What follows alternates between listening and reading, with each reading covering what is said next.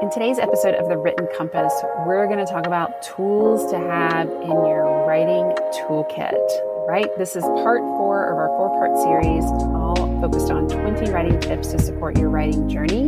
And we're rounding out the journey, the tips, with a fun episode where we talk about our favorite things that we like to have as writers. Yes, these are physical things that you get to have that are going to support you in your writing journey.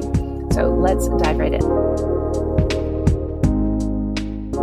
Hello and welcome to another episode of The Written Compass. We are in our final of 4-part series all about 20 writing tips to support you on your writing journey. In our part 1, we focused on getting started, getting set up, how to just activate your writerly self.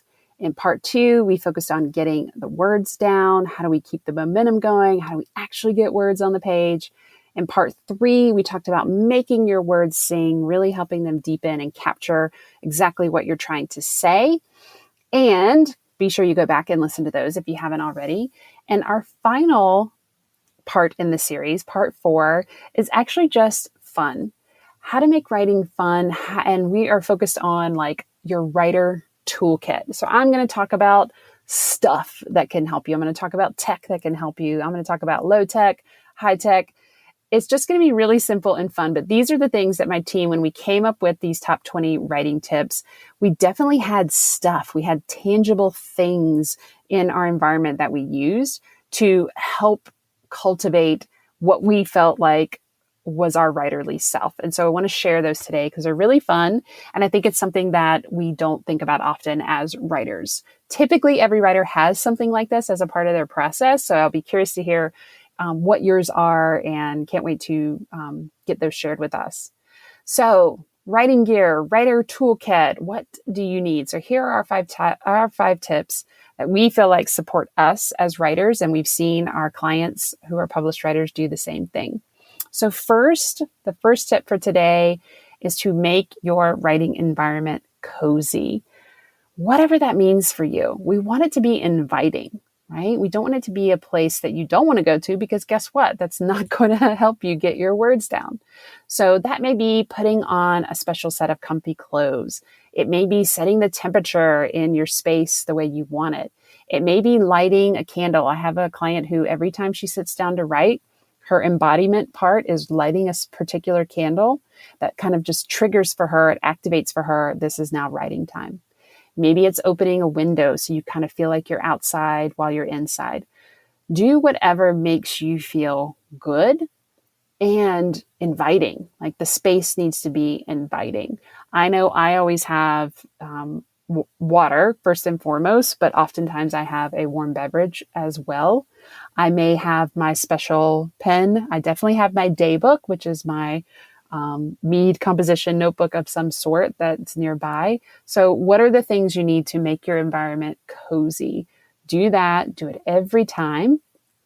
And don't be afraid to change it up. So I am a person that does not stay in the same place when I write, and I can be pretty adaptable. Some people need to be in a specific spot. So it's a part of knowing who you are, how you are, and what's going to support you the most. But make that environment cozy and inviting. That's tip number 1. Tip number 2 around your writing toolkit is to find some potential music that supports you. This is a part of creating the cozy environment. Some people need silence, so that's fine. So find your sounds, whatever they may be or lack thereof. One of our team members really likes to use a YouTube sound frequencies that really aligned with her intentions for the day. So maybe it's a focus or concentration or energy, and she likes to have that playing while she is writing. So figure out what it is. I'm personally usually cannot have any music that has words in it while I'm writing. That's just a me thing. Other people like to. And like I said, other people like it to be silent. So find your sounds that are going to support you in your writing as well. Find that sound gear that's going to help you. Tip number 3 is to swag it up. So if there is something you are really like, gosh, if I just had that while I was writing, that'd be so cool. So it might be a pretty journal. It might be thick, special, fancy pens that feel really good and weighty in your hands. It might be a particular mug, right? It might be that you need special headphones, or that you really feel supported by a new computer, right? You can't write on something that's not functioning for you. Maybe you need a new chair, but get your swag on and get it up and running so that it's going to support you. And of course, I got to do a little shout out to our new Embodied Writer shop on Etsy. We have lots of fun swag. You'll see sweatshirts, you'll see notebooks, you'll see decorations, you'll see mugs, you'll see stickers, all kinds of things that can help you really swag it up and have what you need.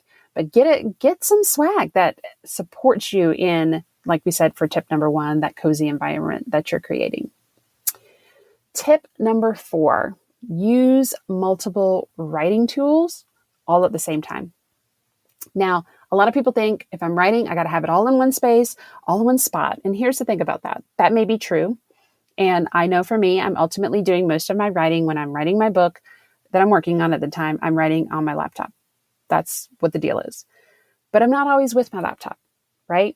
So having multiple spaces and being comfortable with those spaces and using them to support you whenever an idea comes through, you want to have them all ready. And don't be afraid to hop around, okay? You might have a journal. You might have a computer. You might have sticky notes. I'm going to talk more about sticky notes in tip number 5. But have them all ready and at the go, and be okay with hopping around as the spirit, as the muse moves you. Because the thing is, you need to get words down. It don't really matter how they get down. Okay. We support our clients in all kinds of different ways. Sometimes they verbalize what they're thinking and writing, and we help them transcribe it. Sometimes they send us pictures of sticky notes, and we help them get that into their latest chapter they're working on. Sometimes they're going to the computer and sharing documents with us. That works too. Whatever it is, find a system of tools that's really going to support you. I have clients who are all digital. They want everything. Even if they're writing, they write on those special tablets and devices that can convert that into a Google Docs, for example. Some people really, really like to verbally express themselves, and so they have a system for that.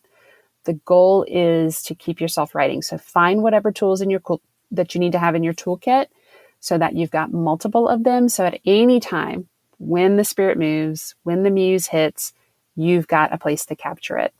That is hands down one of the biggest stumbling blocks that I feel like people have, is they think they have to write like in one particular way or space in one tool. And so having this multiple tool kit idea is going to be really helpful for you. So that's tip number 4. Tip number 5 is kind of a fun one that some people sometimes need a little bit to warm up to, and that is big Post-it notes. Okay. If you're a business owner, you've probably worked with these in some way, shape, or form before. But as a teacher, I loved the big sticky note, and my students got excited. If you're not familiar, there is literally a sticky note that I don't even know what it is. It's like 24 inches wide. It's huge. It's like you can create a piece of art, but it's sticky. You can stick it on the wall. You can stick it on a board. It can move with you. It can just stand on the easel that it comes on. They're amazing. And what it does is a tool in your toolkit that allows you to shift out of the way you are traditionally trained or thinking that writing has to happen. It allows you to get creative. You can get markers out that activates another part of yourself. You can use colors. You can use small sticky notes on the big sticky note. It allows you to just really get creative and expressive and see and understand your writing in different ways. So I love using big sticky notes, especially at our writing retreats, to create visuals that represent the structure or the ideas that we're thinking of for someone's book, to create lists that you can come back to over and over again. So big sticky notes are a really cool tool to have in your writing gear toolkit. All right, that is our top 5 writing gear, writing toolkit tips that we wanted to share with you. So let me go back over them. Make your environment cozy. Let it be inviting.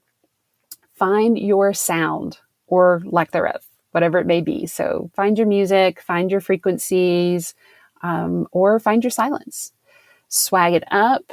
Give yourself the tools, the gear that you need to make that writing environment, that writing time feel really good to you. Don't be afraid to use multiple writing tools at the same time so that when the spirit, the muse hits, you have got a place to capture it. And then finally, don't be afraid to get back into maybe what feels like your little kid days And grab those big giant sticky notes, grab some colorful markers, and let it support you in idea creation, in to-do lists, in planning, in organization. There's all sorts of ways. So big stickies are your toolkit friend. All right, folks, that was our final 5 tips and our list of 20 writing tips to support you on your writing journey.